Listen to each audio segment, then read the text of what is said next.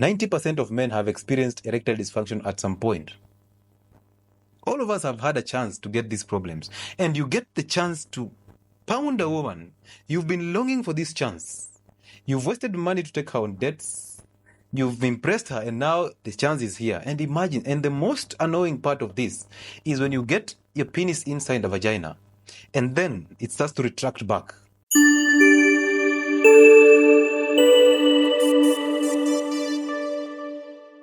Pornography, masturbation, and all these sexual experiences have actually been put closer to you through your phone.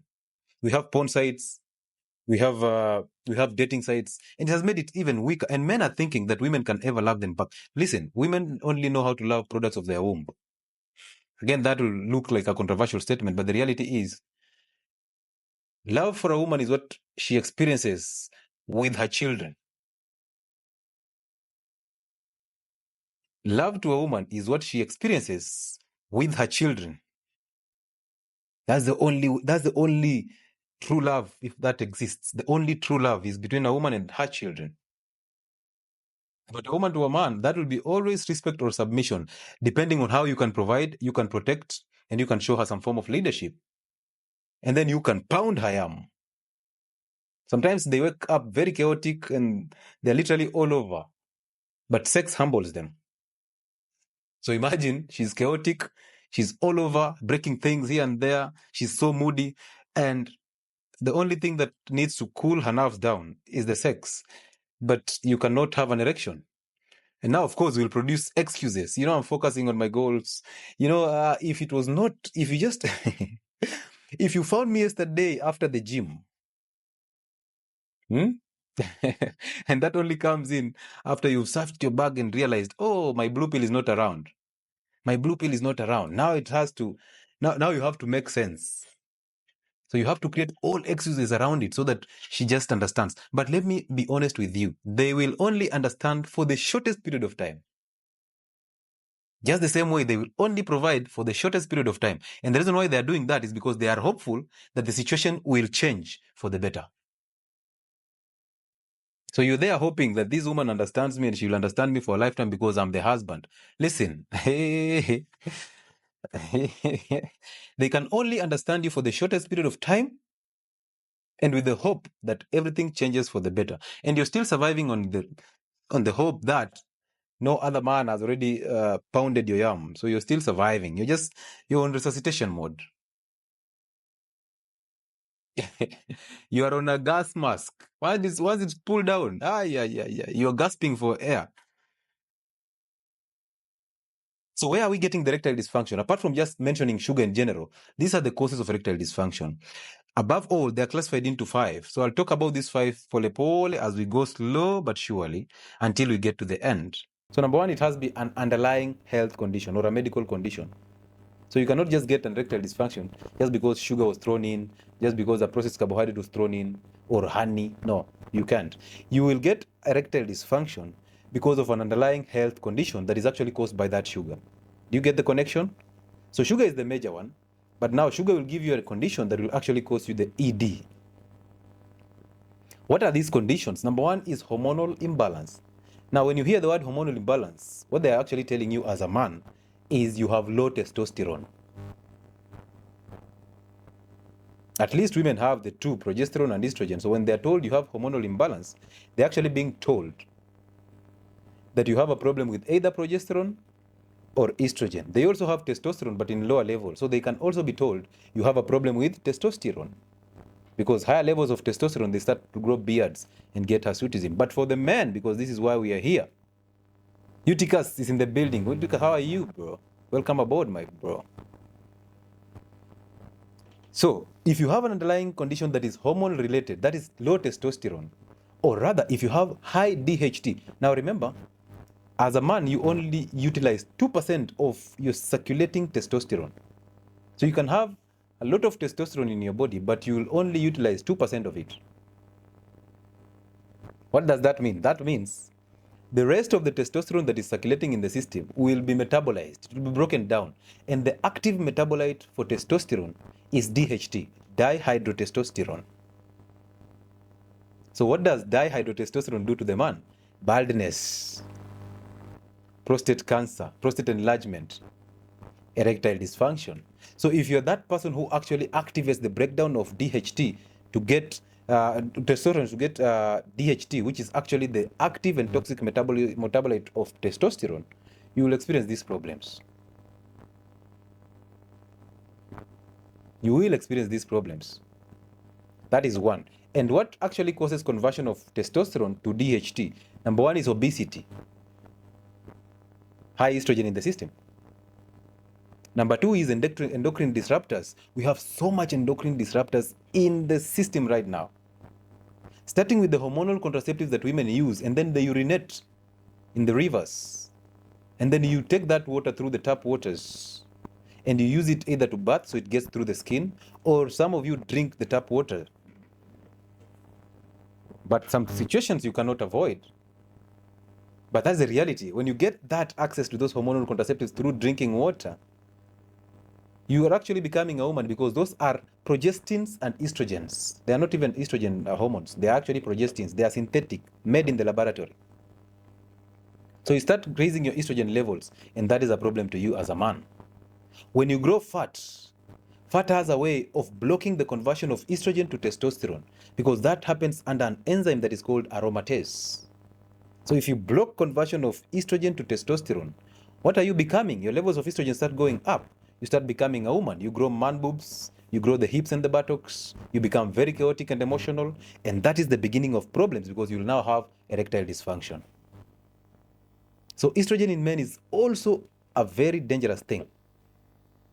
So as a man, you have to put your estrogen on the low so that you don't become chaotic. You don't have those man boobs, and then we start helping you to reverse the man boobs.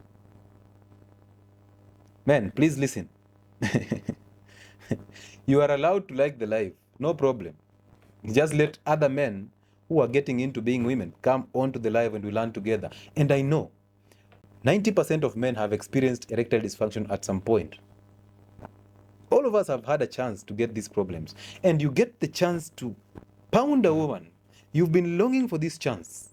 You've wasted money to take her on dates. You've impressed her, and now the chance is here. And imagine, and the most annoying part of this is when you get your penis inside the vagina, and then it starts to retract back. My friend, in your head, you'll be thinking about the best sex you've ever had with another woman. So now, sex stops being about this woman. You're just using her as a sex object. Now it's about the woman in your head. Now you're thinking about the best, in quotes, the best pornography video you've ever watched, so that you can get your erection back. Most men know what I'm talking about. It's just the truth. Lois Makomere is saying, hiya, we always say baldness is genetic. Baldness is actually testosterone being converted to DHT, dihydrotestosterone. Of course, it has a genetic link, but it's very minimal. And I always tell you, when you hear genes, 2 to 10% is played by genes. And number 2 to 5% of diseases are actually genetic. 2 to 5%. So don't allow the system to lie to you and make you a slave by telling you this is genetics. This is the same thing they tell you when they don't know what they're talking about. It's either genetics or idiopathic. Idiopathic means I don't know. We don't know the cause. So you can imagine your doctor telling you, you are diabetic, but it is idiopathic. We don't know the cause, because your pancreas is functional. Your cells are sensitive to insulin, but we don't know what is causing. But the same doctor goes ahead and writes a prescription for drugs for diabetes. How many men have gone to a doctor? You have used sildenafil in all forms. You have used tadalafil, and men know these drugs. I don't want to mention the trade names. You have used those 2 drugs, but there's no improvement. And the only option your doctor tells you is, now, we have to add on the dose, because now we don't know the cause. We've tried these drugs, and these are the only drugs that we know that are causing you, that can actually help you recover from this condition. But since it is getting worse, we don't know what to do. So we don't know the cause. How many of you have heard that? A lot of men are suffering in silence. Imagine a urologist at the apex of sexual health in men, at the apex of reproductive health, but still tells you, I don't know what you're suffering from, but I'll write you these antibiotics just in case there's a disease. But doesn't ask you about diets, doesn't ask you about sleep patterns, doesn't ask you about vitamin D, doesn't even take a test for vitamin D deficiency, doesn't ask you if you walked on the sun Doesn't ask you about family and stress levels. Doesn't ask you about any underlying health condition and the medication that you're using. But still goes ahead and writes a prescription for drugs for erectile dysfunction. Higher doses of drugs for erectile dysfunction. By the way, did you know that that blue pill, that Viagra,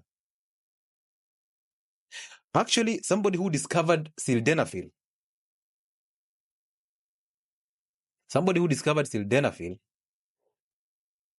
was actually trying to study the effects of this pill in hypertension. And did you know that sildenafil was actually used to treat pulmonary hypertension? Underline the word hypertension. So it was used to lower blood pressures. Did you know that? And when these men came to hospital to pick their drugs, of course, a prescription refill for their drugs for hypertension, they went home and they got erection. So it was discovered by chance. It's called serendipity. So they went home, and when they took the drugs, their blood pressures came down and they pounded their yams to satisfaction. So now women were so interested in this drug. Like, how is it possible that my gentleman has not had an erection because of this condition that he has? But now they have been given this drug, and this drug is actually making them to pound us to satisfaction. What is happening with this drug? So actually the women were the ones who were going back to hospital to pick these drugs for these gentlemen so that the doctor does not change the drug. Well, women were the ones who were going to pick drugs for this is a time when families came together for at least a common goal. Families came together for a common goal, and the common goal was, now let's go to hospital and pick these drugs for our men so that they pound us to satisfaction, and they will benefit from it anyway. As they benefit from it through lowering blood pressure, we also benefit by being pounded. Where? So that drug was discovered by chance, and that's the reason why most men right now, they die in action. So you go take that sildenafil, maybe 50 milligrams or 100 milligrams, because you've now been used to 50 milligrams. And this is happening to our youths. Somebody who can go to the gym and fix their health. Somebody who has the capability to fix their kitchen. But they run and buy these drugs every evening. And then they take these drugs, forgetting that this drug was designed for hypotension. So it was designed for hypertension, to lower blood pressure, sorry. Now, since it was designed to lower blood pressure, if your blood pressure is normal, what do you think will happen? Hello? If your blood pressure is normal and you take a drug for to bring down your blood pressure, what do you think will happen? Oh, do you have the answer? What do you think will happen if you are having normal blood pressure? So your blood pressures have never been stubborn. And now you have normal blood pressure. And you go ahead and take a drug that is designed to lower your blood pressure. What do you think will happen?